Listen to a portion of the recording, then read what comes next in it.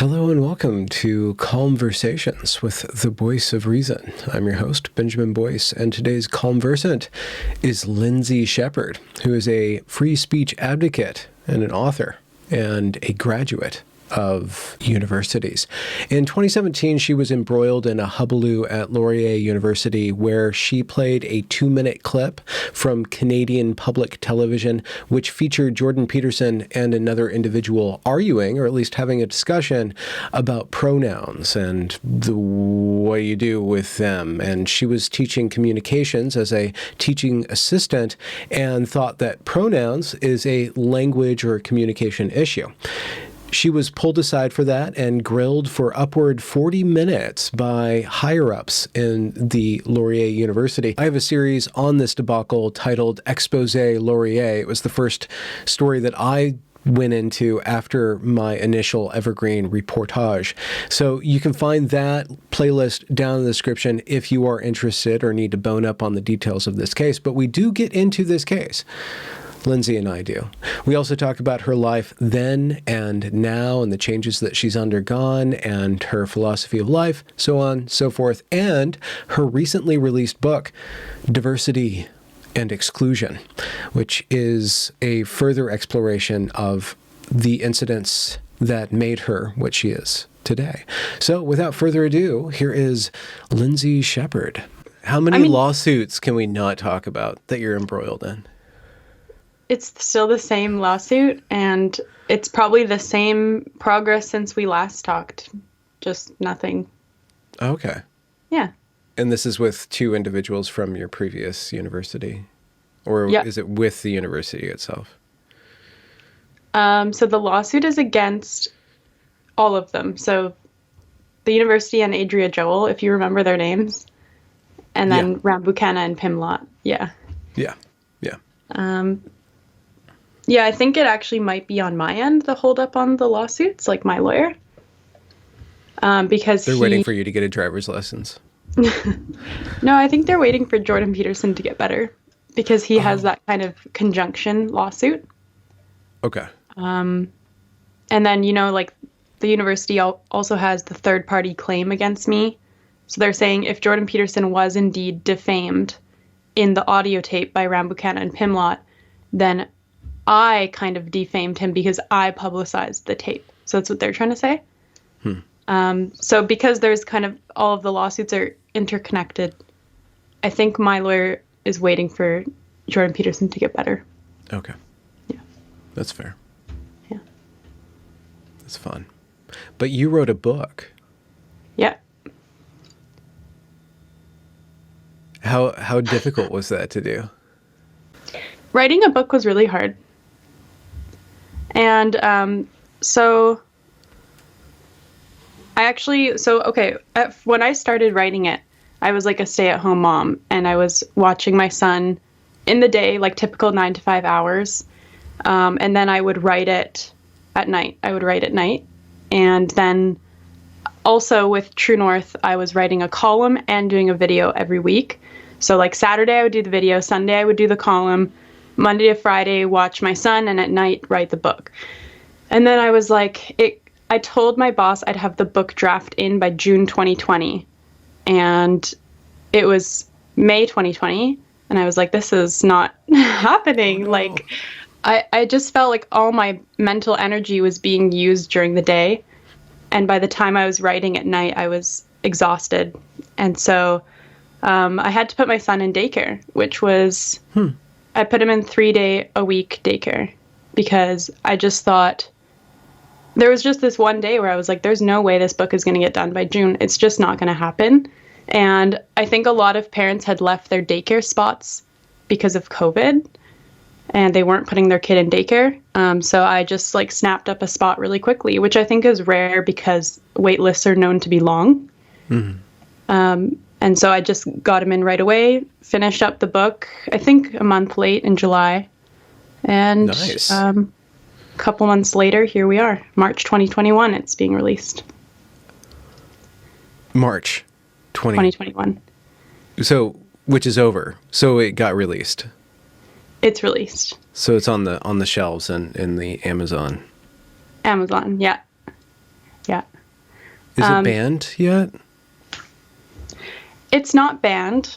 Oh. Although something interesting that happened was I was just looking up the title of my book, and I think my name too, in Google to see if it was starting to show up in search results yet. And on the sidebar, the right-hand sidebar, where they typically sometimes show ads, it was Nathan Rambukkana's book. Ooh. I was like, what? Mine did not, like, mine showed up in the text part with the search results, but then the picture of the book with the ad was Nathan Rambukkana's book. I was like, oh. Is it a academic book of his, or is it his experiences of being on the barrel end of the alt-right? It's an academic book. Okay. It was about, like, non-monogamy, his research, one of his research interests. Which, and you know what, it could be, like, harmless. It could just be that Word association. there's some sort of, they knew that my book contained his name. Who knows? You know, I think that in order to, I mean, all of y'all were thrust into the spotlight, and there was a magnificent amount of attention. The story broke at just the right time, culturally, and then probably just because of the news cycle, it just hit up. So I wouldn't fault any of you for using all of your all's name to get as much attention towards your products to sell your wares, but it might just be a AI thing. Probably an AI thing. Yeah. What is the content of the book? What is it about? My book?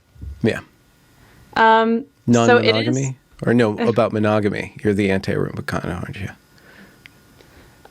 So it's a memoir about just kind of start to finish the Laurier controversy. And so I think for a lot of people who followed the story in the mainstream news, in the mainstream media, it was kind of, there's a disciplinary meeting and a secret recording. And then there was like the university who was kind of flubbing their response. And then the university apologizes. And then, oh, it's like kind of over now. But as I document in the book, that wasn't it. There was so much more that happened after. And there was so much more happening behind the scenes. So I think it'll be interesting for people just who are interested in what's going on with media controversies. I talk about what it was like my interactions with journalists and media. Yeah. So I start the book when I was applying to grad school. And I think the book kind of documents becoming disillusioned with an institution that you really revered. Because I loved the university. And then I kind of realized how many problems it had. But at the end, I kind of come back to my feelings on that. So at the end of the book. So was there a similar disillusionment with an ideology that you held to? Were you leftish, progressive-ish, or social democrat-ish?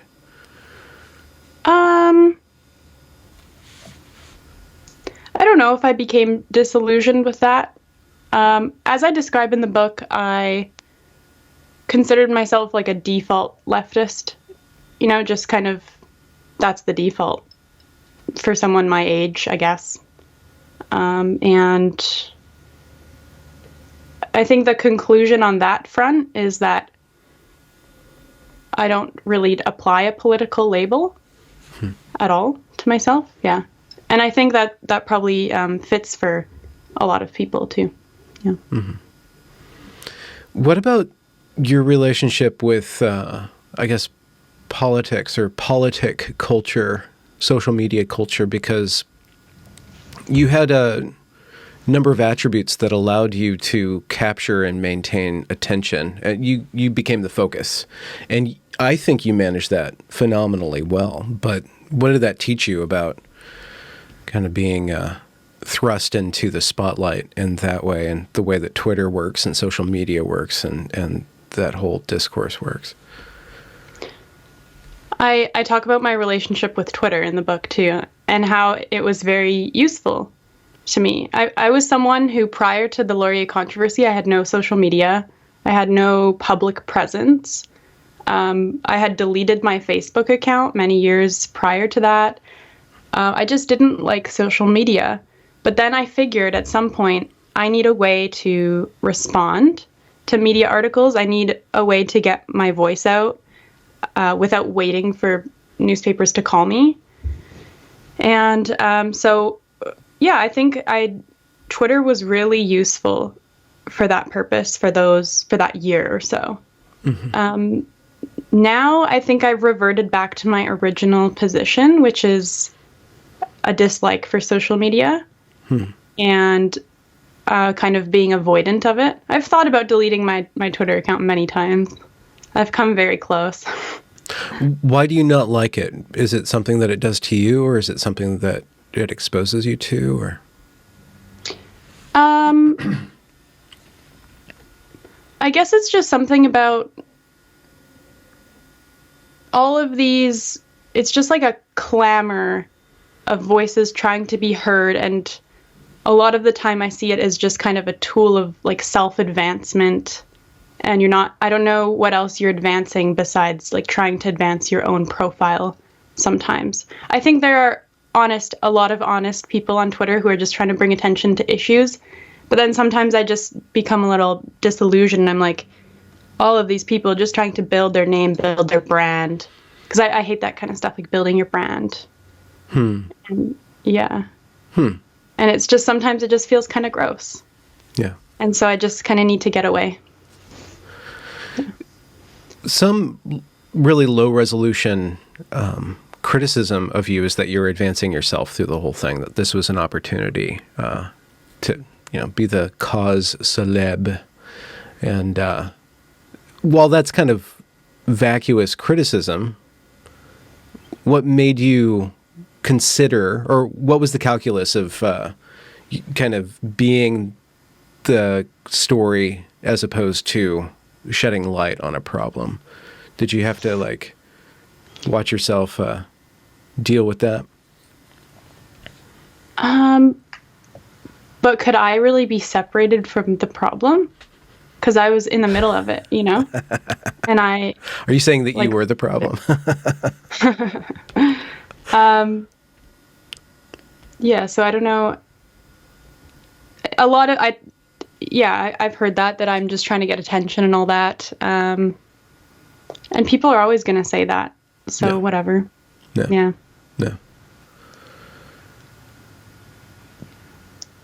What about schooling then? Or what about higher education? You said that you got disillusioned with the institution, presumably Laurier, but what do you think about the state of Canadian higher education and where it's headed? And that's what was nice about being at school at the time, is you really could see everything going on.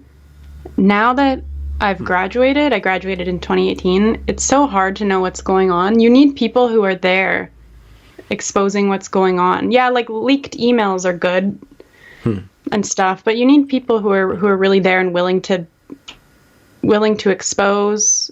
And who's doing that right now? I don't know. In Canada. I mean, I know, okay, so I think universities right now have kind of been put on a back burner because of COVID, and it's all online, which is unfortunate. If I was a student right now, I would absolutely be trying to organize a protest to get back in person. I don't know how you could justify paying tuition to be going on online school. I know some people like it because they can live wherever, like maybe an international student could be living in their home country but still attending school in Canada or whatever. So maybe it's beneficial for some people, but yeah, I guess, like, for example, one of my jobs right now is I'm a fellow with the Justice Center for Constitutional Freedoms, and I'm their campus free speech fellow. And like, it's like, what do I do in my job right now with them? Because there's no talks going on that could be canceled. There are no clubs organizing anything right now. Yeah. So I think this issue right now has kind of been on the back burner. Do you think so? Yeah. Yeah, and especially what happened on 2020, during 2020, specifically in June, July, and August, was that all that campus protest culture that both of us were caught up in unwittingly. Me at the Evergreen State College and you at Laurier, all that spilled out into the streets and into the cities, and that youthful energy of let's burn down the streets and let's stand up for justice, which are kind of intertwined, but they are separate. Mostly peaceful fights for justice have kind of these agitators on the fringes, but that was also happening. That same kind of behavior was happening at colleges. It was happening at the Evergreen State College, where there was this rise and fight for justice. And in the wake of what happened to you, there was a lot of protests at Laurier, and there was a lot of unrest and this power dynamic that was kind of dressed up in justice, or I guess around gender, what was happening.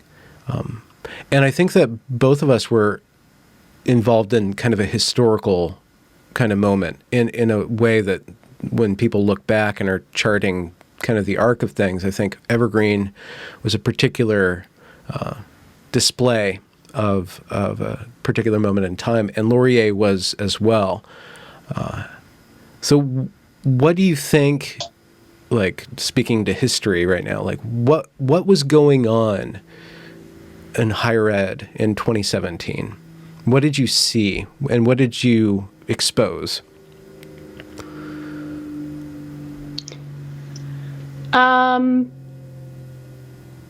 I don't know how to answer that.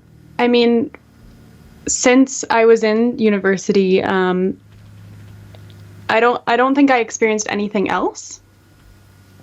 I first entered university in 2012, so I can't remember anything other than kind of an activist philosophy. Okay. In almost every aspect of the university. Mm-hmm. And I kind of dismissed it.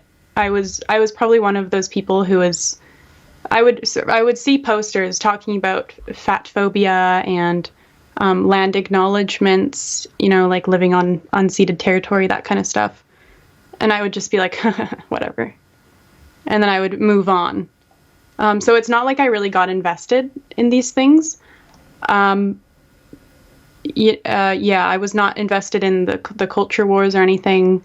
But then in 2017, when I went to grad school, I think that took it to a new level, was graduate school. At the graduate level, it just seemed like the activist philosophy was concentrated. And I think I got kind of bewildered. I was like, what is going on here? Like, I thought I was going to be around like super level-headed, smart people who are open-minded, and this is just not it. And that's when I kind of started seeking out, when I came across Jordan Peterson videos on YouTube, and I was Googling things. My first foray into whatever this is, as I was Googling, like, why is my grad program so focused on postmodernism, feminism? And from there, I started reading articles about it in publications that are still recognizable today, like Aereo. Mm-hmm. Yeah. Because before I had never Googled those things. I'd never felt that way. I thought that if you had complaints about what you're learning at university, like you're just kind of anti-intellectual or whatever. Could you expand on what you mean by activist? Like, what is the content of that, or what is the orientation of that culture? I guess I'm using that word to mean like actual, like, Rainbow Center protests, like that kind of stuff, where they protest like hate, as in being like anyone who questions gender pronouns, whatever. I'm using it to mean just, I guess, if you sum it up, what I found in my grad program was, as long as you can connect anything back to like colonialism is bad, and different sexualities are good, and patriarchy is bad, and Marx is good. As long as you can do that, you will ace your program. It was really that simple. Huh. Yeah. And so no matter how convoluted or good the quality of your work connecting point A to point colonialism or any given thing to this list of tenets or this doctrine or maybe this dogma, it didn't matter how well you did. As long as you did that, you were good and you could advance. Right. And to be honest, I've blocked out a lot of the memories of grad school and stuff. And I was very resistant to writing this book about my experience. I did a YouTube video talking about how I tried to write a book that was objectively analyzing free speech, open inquiry, political correctness in Canada in media, cultural institutions, and universities. That's the book I wanted to write, because when I thought about writing a book about the Laurier controversy, I was like, oh my God, I do not want to look through all those old emails. I don't want to have to reread the news articles. I don't want to have to look over my interviews. I really didn't want to do it. And at some point, I did come to the conclusion that I have to talk about the Laurier controversy, because I just found myself needing to reference it when I talked about other issues. And so I had to just take a deep breath and look through my old Laurier email account, and it was like I had to relive it. And you know what's nice about this book is I never have to do it again. I never have to relive it. And I never have to explain it again. That's another reason why I wrote the book, to be honest, is still people will ask me like, oh, like talk about the Laurier controversy. Like what happened? Like I know a little bit, but tell me what happened. Yeah. And I kind of like seize up a bit. I'm like, no. Yeah. Just read the book. Just read the book. I don't want to talk about it. You presented a very hard-nosed, stoic. You projected a very hard-nosed, stoic character onto the internet when you were facing all this stuff, but it seems like it was pretty traumatic in a way, not to use a term that's overused. I think at the time I was not like traumatized or anything. I'm not traumatized, but I think just maybe just years of explaining it. Okay. Just bored of it. It's kind of like make it stop, you know? Okay. Yeah, totally. And the book, the purpose for the book is like now it's all in one place. And I feel great about that. It feels great to have it all in one place, everything explained. I don't feel like anything is missing anymore. Because, you know, when you're talking off the cuff in an interview, there's so much you forget. And later you're like, oh, I forgot a really important thing to say. But in a book, when you're mulling over this stuff for years, it's like I got everything I wanted to say out. Mm-hmm. Yeah. I'm almost at that with my Evergreen story. I just have to do, I think, 3 more episodes, and then I'm done. Though I'll have to keep on talking about it because that's my expertise, as they say. Yeah. But with that out there, what are you where do you go from there? Like, what do you build on top of that? How did that position you to have an expertise? Because you went to grad school for communication, right? Or communications in a way. Well, my master's degree was actually cultural analysis and social theory. Oh, okay. But yeah, I was a TA in communication studies. Okay. I don't think I had ever aspired to be a communications person. I was kind of thinking I might apply to the Canadian Forces as a communication officer. This was all cool. Like before. This was when I was an undergrad. Yeah. I might just try to get a government job. Now I would never do that, ever. And not like they'd ever give me a job anyways, but... Fair enough. But yeah, I also figured, I'll apply to grad school. You know, academia I think I'm a good fit for academia. I think I should pursue it.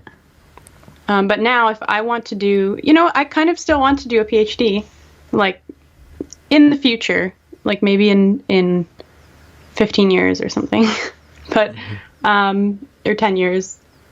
But can I do it in Canada? I don't know. I don't think any school would take me here. So what kind of social theories, or what about all your expertise. You were the best communicator of the whole bunch. All the admin, all those professors, so-called, and then all the other students that were, involved in that whole Laurier mess. There was some sort of intuitive understanding that you had, a mastery of attention and of communication. You were excellent at that. You excelled, and I think that made people even more mad at you because there was kind of this tone of envy that I saw in some of your enemies, because you were really good at this game, and they thought that they were in the right position because they were on the side of justice, and they had all these these beliefs that they thought that they were on the right side of history, so-called, but they ended up getting a lot of egg on their face. You excelled at communication, but also, like, how do you understand these social theories, or what do you think from your actual degree is useful for us in this current cultural moment, COVID aside, that you see as something that we need to grapple with and get a hold of in order to steer society towards across the rocky shoals or through the coral reefs? Well, in regards to communication strategies, I mean, Rambukkana, Pimlott, Joel went on lockdown. Yeah. Like they closed all their social media accounts, and I think that was at the advice of their union. That's what one news article said. And I just can't imagine what that's like, to be embroiled in having your name in the news nationally and internationally. And I understand that they didn't expect this, and I understand there are ethical implications to what I did. But if I found, like, let's say I was secretly recorded at some point in my life somewhere, there's no way I would go silent. Like, I would absolutely need to address it and explain myself, and to not be able to do that, or to not want to do that, is quite baffling. President McClatchy, the Wilfrid Laurier president, she just had to, I guess, parrot whatever her communications team wrote for her. Mm-hmm. That sucks. Yeah. Okay, who else? The Rainbow Center people, or the Rainbow Centre, as you call it. I remember. They swear a lot. And They do. They're actually crass. That's something my mom like watched the full Rainbow Center rally, like the trans solidarity rally, and she just pointed out to me how much they swore, and she was like, she told me, it makes you look so much better by comparison because you never use that kind of way of speaking. Mm-hmm. I do swear in my personal life, but if I wouldn't swear, like, yeah. Get off the damn counter. I'm talking to your kid. Okay. Crawling on the counter. Yeah, I don't know. I also think maybe I'm just not a hateful person. Like, I remember actually during, like, the middle of the controversy, someone was trying to, relate to me, and they called, like, the trans people trannies, and I was like kind of like, oh, like, I don't call them that. Like, I like, something about that is, like, a little bit like, like, I'm not really sure if that's conveying, like, respect. Mm-hmm. Yeah. Yeah. Not that everyone deserves respect, but it's not. Well, on an individual by individual basis, you can call somebody, we get into language. You can call somebody a jerk, but to disparage them because of their identity in some way conflates them actually being a jerk, as opposed to these people being different or weird. These people, those othering stuff. So it is poor communication, I think. And plus, it gets you stained with bigotry connotations that you then have to work off in one way or another. And what's interesting about this kind of stuff is, once you're no longer the target of the protest or the mob, or once they no longer focus on you, and you've kind of, they're not putting out statements about you anymore or whatever, you kind of go your separate ways. And you, like, those issues are very much less in your focus, in your field of vision, I should say. So I think for a lot of people, when you're directly confronting the trans activists or whoever, that can be like everything you talk about, and you're talking about it frequently because you're kind of the target and you guys are in the middle of a fight. But once that kind of dissolves, you kind of like forget about them. Well, it's interesting. What happened at Laurier was very helpful for me because I'd been studying Evergreen and trying to make sense of what I saw at Evergreen. And I spent 6 months focused solely on that. And then Laurier happened, and it was an opportunity for me to use, to see if my analysis of Evergreen traveled outside of Evergreen. So it was very useful for me, specifically. But what that opened me up to was the conversations around gender and sexuality and transition. And that pushed me towards investigating that in the way that I thought would be ethical, which would be to do it all based on interviews with all these different people. And kind of not, I shouldn't say this out loud, but not talk to the people who want to shut down discourse and not really platform the authoritarians and the totalitarians, give the people who are open to free expression the mic for a while. Your involvement with that, the topic of gender and transition wasn't it didn't seem to me to be your focus. Your focus was about free speech and core liberal values. So it was just that the Rainbow Centre was acting in an illiberal way of policing discourse and overreacting to dissenting views or just alternate views. You were talking about their behavior and not the topic of gender or transition or sexuality or anything like that. So you kind of went in, you were involved in a completely different way. And then your story opened me up to trying to help that conversation by giving it actual conversation rather than taking the mic out of the hand of the activist, so we can have adult conversations.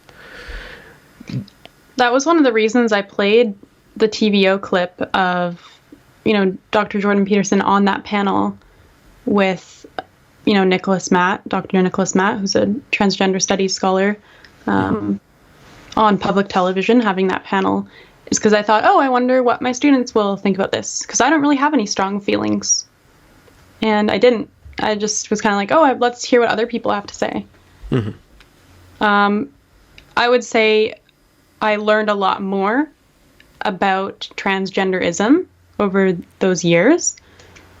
One thing I say in the book is that if you had come up to me in early 2017 and said, do you think that trans women are women? I probably would have been like, yeah, sure. But now, I would say no.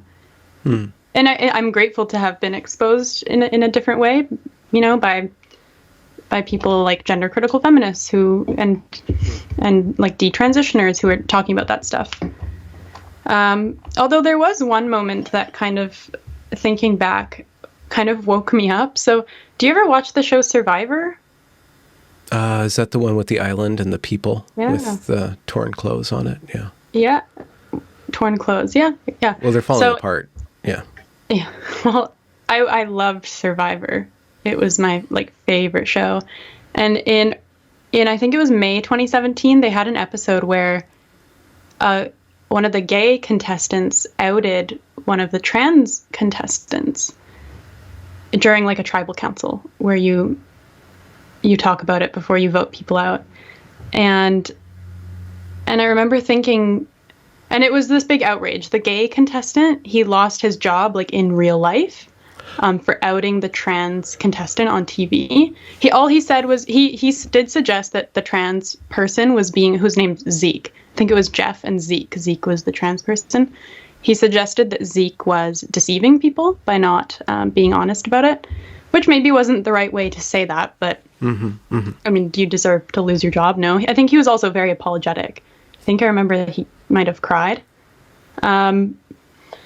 And I remember thinking, I was outraged at the time, actually. So maybe that was kind of an original red pill or something. But I remember thinking... You were outraged at Jeff's treatment? Jeff losing his job and the way he was treated. All because he said this person is trans, because I thought, obviously, the producers of Survivor knew that this person was trans. And if they really wanted to protect that, they would have cut out that segment and they would have refilmed it. No, But it's instead- reality TV. They're pushing for that. They want that. That's what gets the ratings. Yeah, and so I remember being so mad at how Jeff was treated because of that. And that was kind of my only, the only thing that I thought about trans people by then.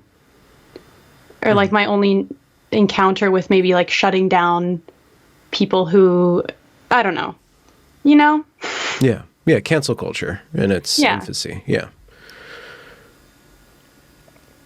Your topic, or the topic that you were, I think of what you were involved in was a particular moment in the trajectory of public conversation, and you were at the free speech moment. The conversation kind of has moved on because we're tired of talking about that anymore, but what are your thoughts on, like, what's your issue? If you had an issue, and I guess you have to have many, but how's your issue developed from where it was in 2017 to the stuff that you think is foundational right now? I guess it's still free speech insofar as that's part of your job. So I had always been interested in free speech, but not from this angle of, rights and, the Second Amendment in the States and the Charter of Rights in Canada. Like, I'd never thought about it. First Amendment. Second one is the pew pew. Sorry. Oh, So it's okay. It's okay. The First Amendment, did you say? The First Amendment is free speech. Second one is free guns. Yeah. Aw, I don't want to look dumb. Okay, whatever. Nothing I can do. That's fine. I call center centre, so we're even. But I had never thought about it through that lens. So I was always thinking about free speech, but in the sense of, why don't people want to talk about anything interesting? That's something I thought for many years, was so many people seem to be afraid to talk about anything deeper than, the weather and things to consume, experiences to consume, TV shows. And I remember feeling many times that, like, who can I meet that's on a deeper level? Because the people I'm meeting right now are just, they don't want to engage on a deeper level. So that's kind of the way I had thought about it. And I still feel that way. I find it hard to be around people who don't engage with the human experience on a deeper level. I find it strange.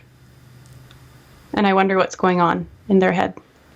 And I don't mean that in a condescending way. I just mean, those people you meet who it just seems like really all their interests are Instagram and TV, and I guess maybe going to Mexico once a year or something. And then they just go to their job. It's like, oh. Well, how do you personally get to that deeper level? Like, what is your tact? Psychology, philosophy, sociology? Like, what are the tools that you find most interesting to get the conversation to go from surface to those different depths? I would say that ever since the Laurier controversy, I don't try to get on a deeper level with people unless I know from the beginning that they are someone who's okay with being non-politically correct. I don't even try anymore because I guess I'm afraid that they'll freak out. Okay. Yeah. Is it fear or just like not wanting to have to deal with that? It's too expensive, too taxing. I suppose. Like, sometimes I will try to talk to people who are overtly leftists, and it's interesting because they'll assume that you are the same a lot of the time. So, like, so in the summer of 2019, I worked like this very low level summer job. And it was like, it had an environmental angle to it. It was like working with bikes, like biking, as a way of like active transportation. Mm-hmm. And so I think people think that when you're involved in the environmental movement in some way, you're definitely a leftist. And so they're just very open in assuming that people would bash Christianity openly. And I remember thinking, like, what if I was a Christian? Like, you guys are being so mean. But they'll just talk about how, I don't know, just how there's this politician named Jagmeet Singh in Canada, and he's the leader of like kind of the third party, and he's a Sikh man. And, you know, they'll just say things like, yeah, we need him to be prime minister because we don't need another white man. It's kind of, and it comes from a white man, but, mm-hmm. Yeah. And when somebody says that, it's at one point, would you have engaged in that, and at another, and now you would just say, that's the end. I'm not dealing with this person. If that's how you think, that's how you think, and I know how it plays out. Okay, the experience that kind of turned me off of like truly expressing myself is, I was talking to one of these people at the bike job, and he's like, how do you define yourself politically? Like, just kind of out of the blue, he asked me, how do you define yourself politically? And I said, like, I was not showing all my cards or whatever, right? I was like, on some issues I'm more left, and on some issues I'm probably more right. And I could feel him, like, his body stiffened, and he was like, on what issues are you more right? And I was like, yeah, maybe education. And I was just trying to drop it. I didn't want to go into it because, like, I felt, you know, like when you feel an emotional charge in the air. Yeah. I was like, I don't want to get fired. I was worried about getting fired, even though it was a very low level job that I didn't really need. But he was like, I was like, I don't really think that kids, and he kept pushing, right? So he said, what do you mean education? And I said, well, for example, I don't think 6-year-olds should be taught about sex toys and anal sex. And he was like, oh, well, yeah, I guess. And then I think I just said I need to go to the washroom, and I walked away or something. But I need to go wash my mouth out with soap for saying that. I'll be back later. Yeah. So that's in your culture, and you've walked away from social media, which could be maybe is a bridge to people who are open to deeper levels of discourse. It sounds like you're saying you're kind of siloing yourself off because your culture that you're going to interact with, the people in your day-to-day life, being outside of Vancouver, Washington, or not Washington, Canada, you kind of know like the prevailing ideology and all the triggers that and all the eggshells out there. Where do you go for depth and deepness? My family, and the like YouTube. Some of my friends. Yeah. I would like to meet more people who are, you know, non-politically correct thinkers, but you'd have to test the waters. Mm-hmm. And sometimes I do test the waters. You know, like you can kind of ask, oh, you know, what do you think of this vaccine stuff right now? Are you going to get it? You know, just like harmless questions. I do that to like my hairdresser or like Uber drivers. I just kind of like test the waters. Say, oh, like this, it's been a year of COVID stuff. Isn't this so crazy? You know, sometimes I wonder, do masks really work? Yeah, I think it's a good way to just see. It's just to gauge what people are thinking out there. Yeah. That's something I do. Your microphone got shifted. Oh. Is that better? There we go. I like the richness of Okay. direct audio. Yeah. You said YouTube. So that is technically social media, but there's something else about that form that you like. What do you get out of that, and what do you do with that? How's that going for you? Because you started a channel a couple years ago. Yeah. I guess I mean right now, more listening on YouTube. So yeah, I consider YouTube kind of like, at least the long form, like conversations. I consider it just kind of like eavesdropping, just kind of like listening in on interesting people speaking. Because I remember when I would take the bus often like a few years ago, and like, let's say I didn't bring a book or my phone was dead, I'd just be wishing that someone would have an interesting conversation I could eavesdrop on. But it never happened, and I was always disappointed, and they would never talk about anything I wanted to listen to. Yeah.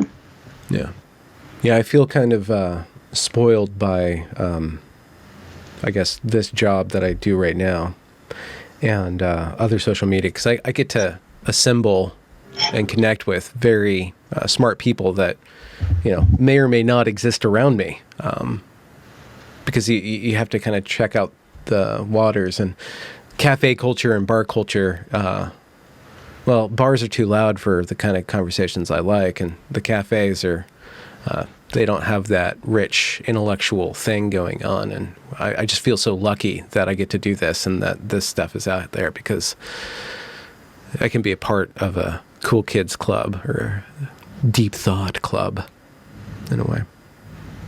Yeah.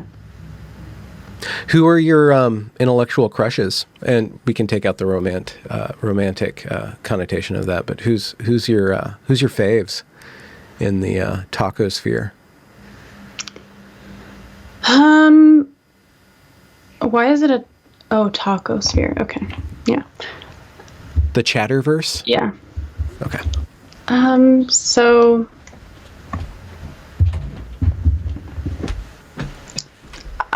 I don't really want to divulge. Oh, okay. Okay. Yeah. That's fine. Yeah. Okay. We don't need to go there. Okay. Yeah. Who's somebody that you think that more people should listen to then? Do you have anybody that you recommend people to check out more of? So the thing is, like, one of my friends, I guess I would call her my friend, Robin Riley, she said right now YouTube is a graveyard. She said that on Twitter, and I remember thinking it's true. YouTube is a bit of a graveyard right now. In a lot of ways. Like, I guess a lot of people stopped producing, stopped talking. Yeah. I know you're out there. Megan Murphy is out there. I'm subscribed to Megan Murphy. That's one show I like. Yeah, a lot of people have gone silent, and I've kind of done the same thing on my own channel. The thing is, I don't like to make videos when I don't have anything to say. And so a lot of people will say, make more content.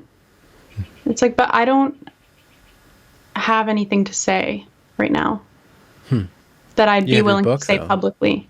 Yeah. What? You have your book. Yeah. I just mean, to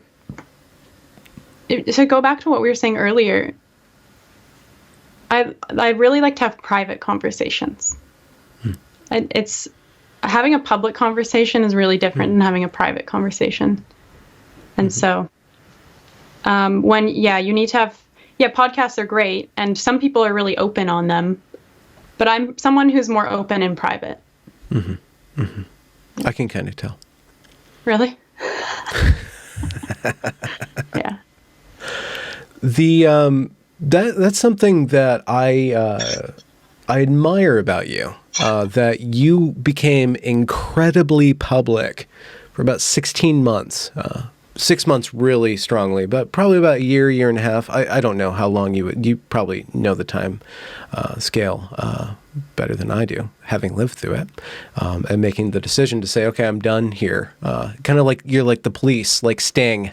You're standing in front of you have this huge crowd. You're like, I think we made our songs, we did our albums, it's time to let go, and now you've moved on. You weren't you were given the gift of attention, but you used that for what you wanted it for, and you've gone in a different direction. It seems like, having unplugged from that. Yeah, I mean, a lot of people were like, "Oh, she's just gonna make a Patreon and live off of that." But I never made a Patreon, not because I think there's anything wrong with that, but for the reason that if I don't have anything to say, I don't want to have to commit to producing something every week or every other day. Yeah. Because sometimes I don't want to create content for the sake of creating content. That's why I never did that. But I did start working with True North. So I did, they're a media organization in Canada. And I was doing videos with them. I still do videos sometimes. Right now I'm focusing on the book and have been for a while, but yeah. So I still am kind of public in that way. But taking a journalistic approach, and I think that's another reason I went more quiet on social media, is because I found that things I wanted to say wouldn't really be becoming for looking at the organization I work for. And I found myself not wanting to be too partisan or whatever. Not politically, but not to any political party, but just partisan in an ideological way, I guess. Yeah, in the mosh pit. Yeah. Yeah. So I kind of feel sorry. Yeah. So I kind of feel sorry for like blue checks, because they're always kind of take like blue check journalists. It's like they can never express their own opinion, or else they'll be taken as an example of bias, which they are. But I guess it's unfortunate to be in a situation where you can't really express yourself for fear of, your job. Yeah. Yeah. What is the course of your content now and going forward? What do you want to focus on? What are the issues or the ideas that are most promising for you? Or the topics? The beat?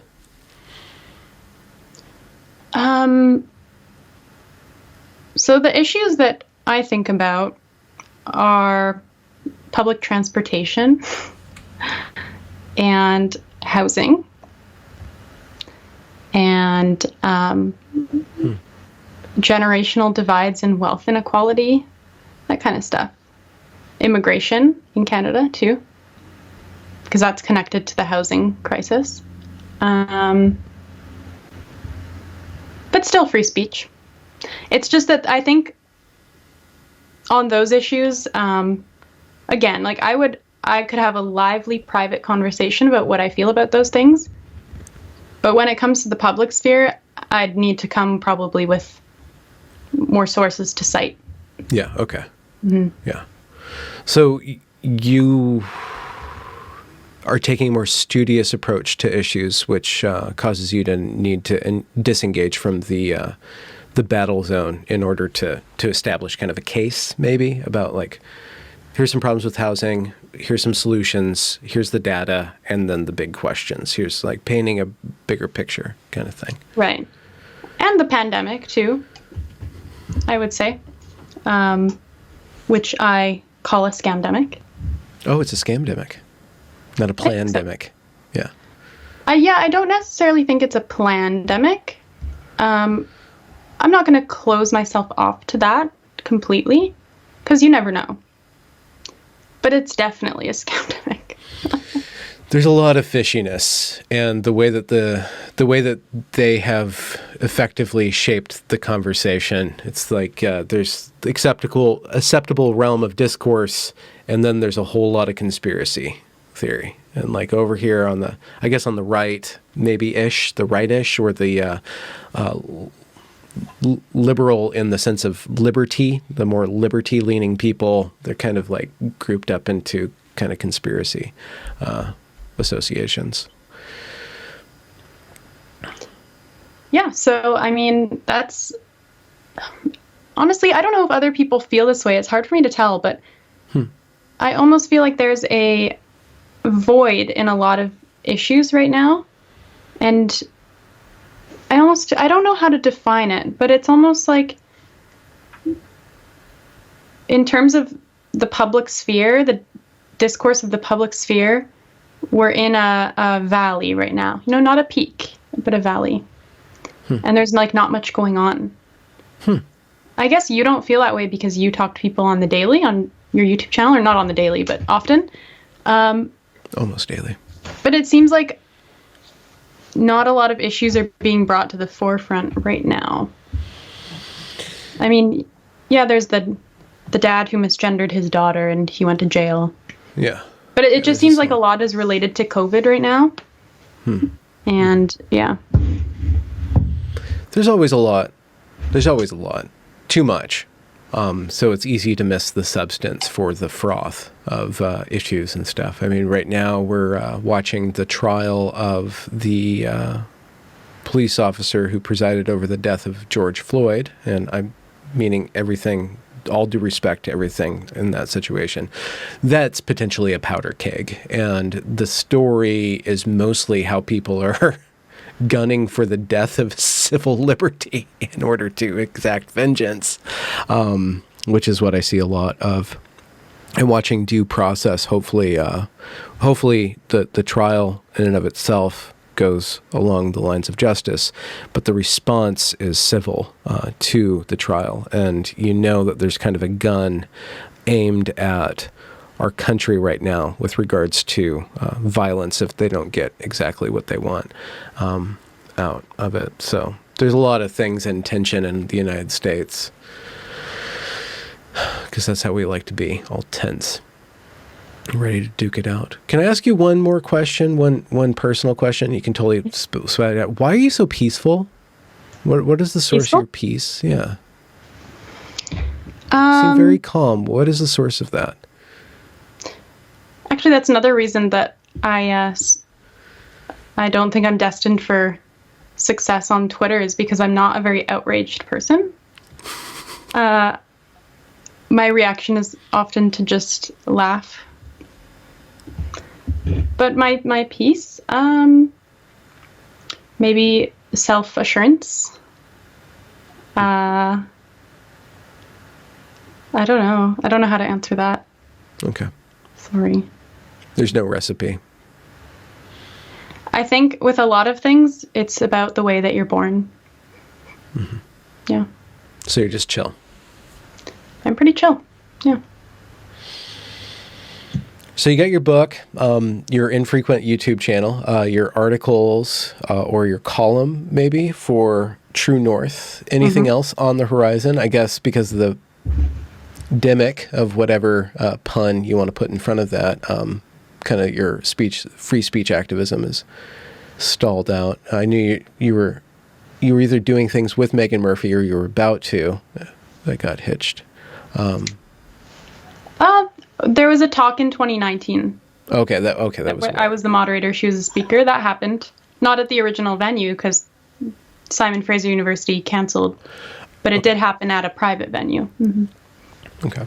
Anything else on the horizon that people can look forward from Lindsay Shepherd after they read your book, of course? Just the book. Just the book. Yeah. Great. Yeah. Otherwise, sometimes I think you just have to be in standby mode. That's how I consider myself sometimes, is just standby, paying attention, being curious, looking around. And when you need to mobilize, you can mobilize. The Lindsay Shepherd Army. Yeah. Well, excellent. Thank you for a chunk of your morning. I'll put this up and people can see you again. I think the biggest question was about your lawsuits, where they stand, but they're kind of just in standstill mode for, I guess, a couple of years now. But such is time. Yeah. Some people have tried to say that there was a settlement, but those are just lies on Twitter. Okay. Yeah, just lies. No settlement. No. No settlement. No. No. You would never settle, except on principle. Yeah. Right.